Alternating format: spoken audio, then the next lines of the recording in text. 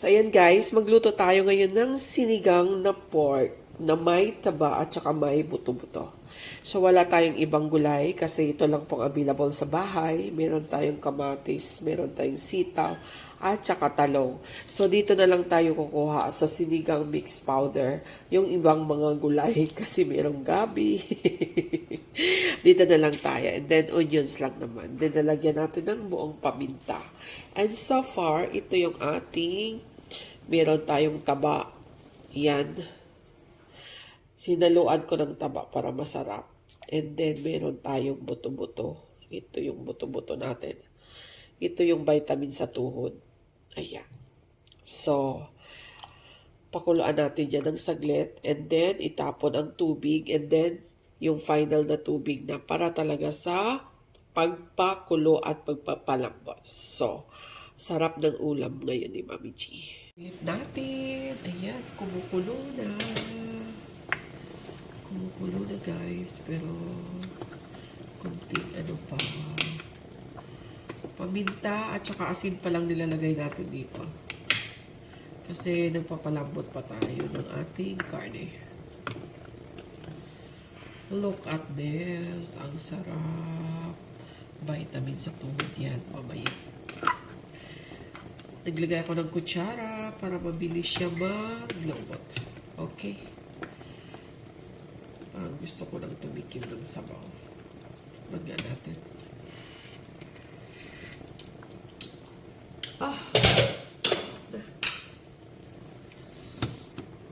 Okay. Matigas pa yan.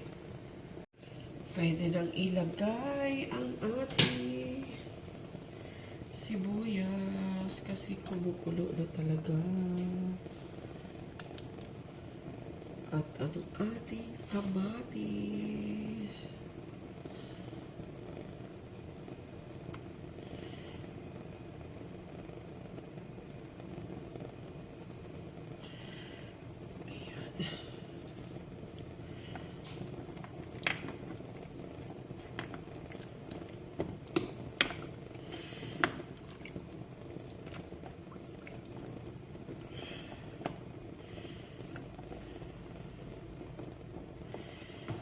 Okay.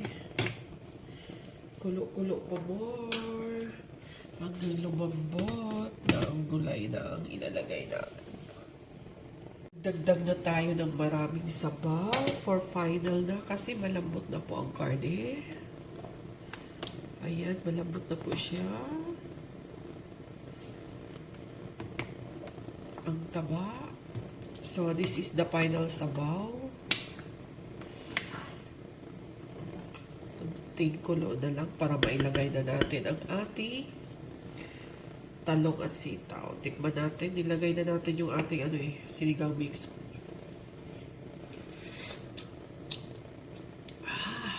Nawawala yung asim. Kasi dinamihan ko ng sabaw.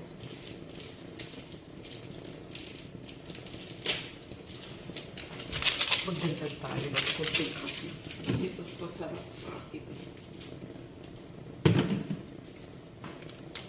Kunti lang kasi ayaw ni Daddy yun ng sobrang asin.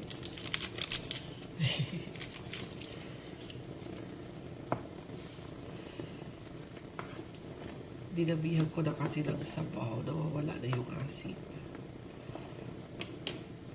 Ito, pag bibilhin, 20 lang, di ba? Ito, 100. So, bawi na bawi pala talaga ang mga nagluluto, no? Ito, 30. Pag sabaw lang na may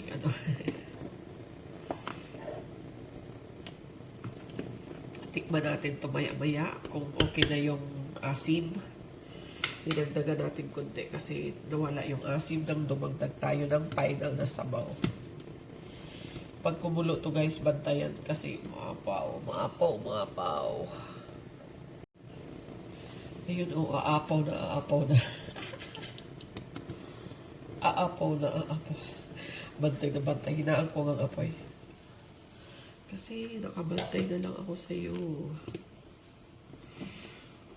Tikman natin kung okay na yung asim niya.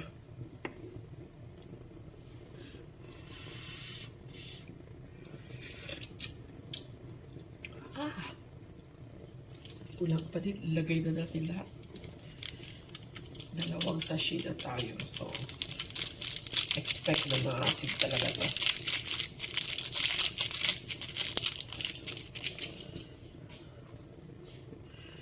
Naka 2 sachet ako. Gusto kasi maraming sabaw.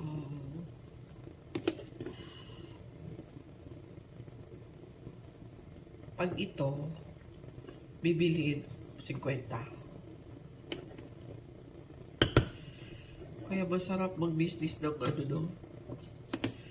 nagbebenta ng mga ulam. Yung sari-sari kasi free na yung ulam mo, kanin. May business ka pa. Di ba?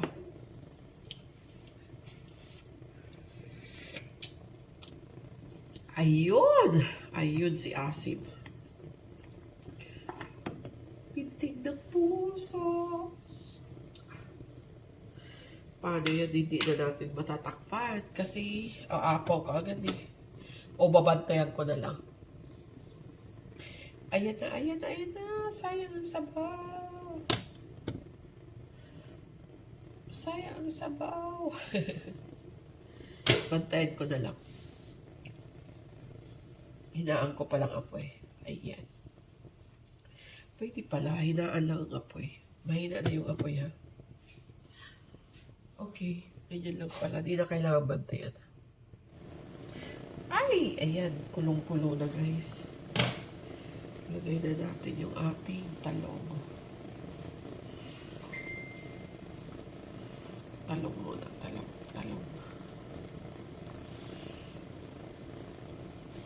Kasi ang sitaw, mabilis lang luto.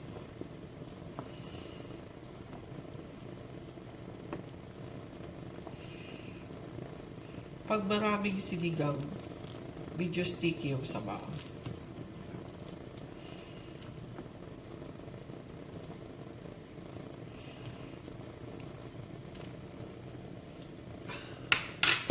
Takpan natin.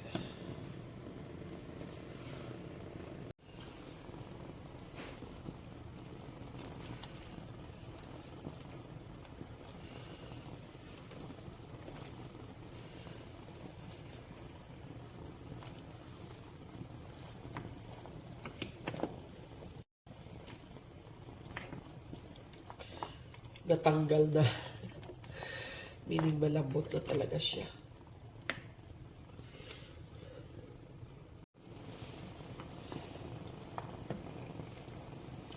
Ayan, 20 pesos lang. Sinong gustong umorder?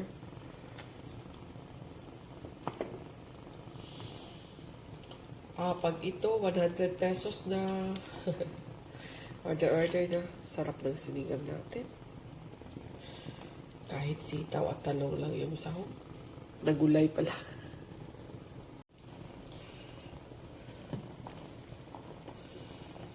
So, this is done. Ready for lunch na. Oh, naghiwalay-hiwalay na nga. Oh. Ganina buo-buo to. So, meaning, malambot na talaga. Okay. Plastikin kung tama na ba talaga.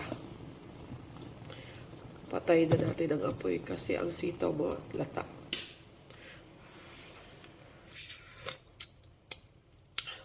Sarap.